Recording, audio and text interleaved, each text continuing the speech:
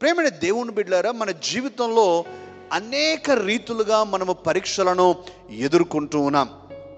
Every believer, యేసుక్రీస్తునందు విశ్వాసం ఉంచినటువంటి ప్రతి ఒక్క విశ్వాసి కూడా పరీక్షలు అనుభవిస్తూ ఉంటారు.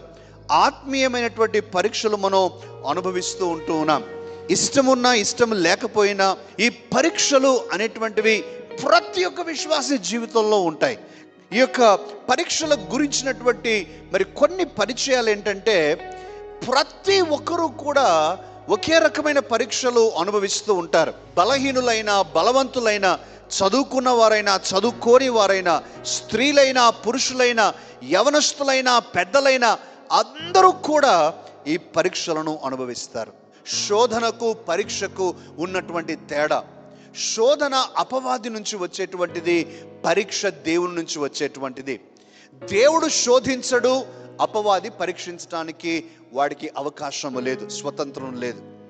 అయితే ప్రియమైన దేవుని బిడ్డలారా, ఇక్కడ ఒక అర్థం చేసుకోవాల్సిన ప్రాముఖ్యమైనటువంటి సంగతి ఏంటంటే, ఒకే సమయంలోనే మనం శోధించబడుతూ ఉండగా, అపవాది చేత శోధించబడుతూ ఉన్న సమయంలోనే అదే సమయంలో దేవుని చేత కూడా మనం పరీక్షించబడుతూ ఉన్నాము అనేటువంటిది మనం గుర్తించాలి. ఎగ్జాంపుల్స్ చూడబోతూ ఉండగా ఆ ఎగ్జాంపుల్స్లో నేను శోధన, పరీక్ష రెండు ఒకే సమయంలో ఎలా ఉండగలవు అని కొన్నిటిని నేను చూపించాలని ఆశిస్తూ ఉంటూ ఉన్నాను.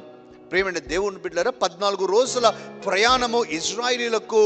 వారు రామసేసు నుంచి బయలుదేరి వారు కనాను దేశంలో అడుగు పెట్టడానికి 14 రోజుల ప్రయాణము కాస్త 40 సంవత్సరాలకు మారిపోయింది. కారణం ఏంటంటే, దేవుడు వారిని పరీక్షించడానికి చూశాడు. వారి మనసులలో చిత్తశుద్ధి ఉన్నదో లేదో, వారి మనసులలో దేవుడిచ్చినటువంటి ఆజ్ఞల పట్ల చిత్తశుద్ధి ఉందో లేదో అని పరీక్షించటానికి, వారు దేవునికి విధేయత చూపుతారో లేదో, సరిగ్గా విధేయత చూపాల్సిన ప్రజలు ఏ విధంగా స్పందిస్తారో అని దేవుడు పరీక్షిస్తూ వచ్చాడు 40 సంవత్సరాలు కూడా. ఎవ్రీ వన్ ఆఫ్ అస్, మనలో ప్రతి ఒక్కరిని ప్రేమైన దేవుని బిడ్డలారా పరీక్షించబడతాం.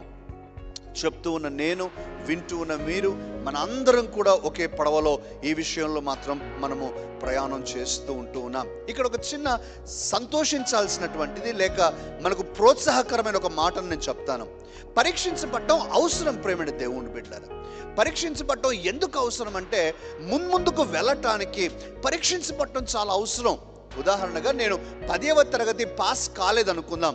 ఆ పరీక్షలో నేను నెగ్గలేకపోతే నేను స్కూల్ దాటి కాలేజ్లోకి వెళ్ళలేను. I cannot go. If I want to go from my school to college, I have to pass the exam. ఆ కాలేజ్లో కూడా నేను పాస్ అవ్వకపోతే యూనివర్సిటీలోకి నేను వెళ్ళలేను. సో ఈ యొక్క పరీక్షలు అవసరం. మన యొక్క ఆరోగ్యం బాగుందా లేదా అని చూసుకోవటానికి మనం పరీక్షించబడటం అవసరం. మనం ఒకవేళ పరీక్షించబడకపోతే మన హృదయం లేక మన శరీరంలో అనారోగ్యం ఉందా లేదా అనేటువంటిది తెలియదు. మనం పరీక్షించుకున్నప్పుడే దానిలో ఉన్న అనారోగ్యం బయటపడినప్పుడు మనం దాన్ని చక్కగా ట్రీట్మెంట్ తీసుకొని మరలా ఆరోగ్యం తెచ్చుకోగలం. ఎంతమందికి అర్థమవుతుందండి? These are necessary. Test is necessary. కానీ చాలా మందికి పరీక్షలు అంటే ఇష్టము లేదు ప్రేమటి దేవుని బిడ్డలారా.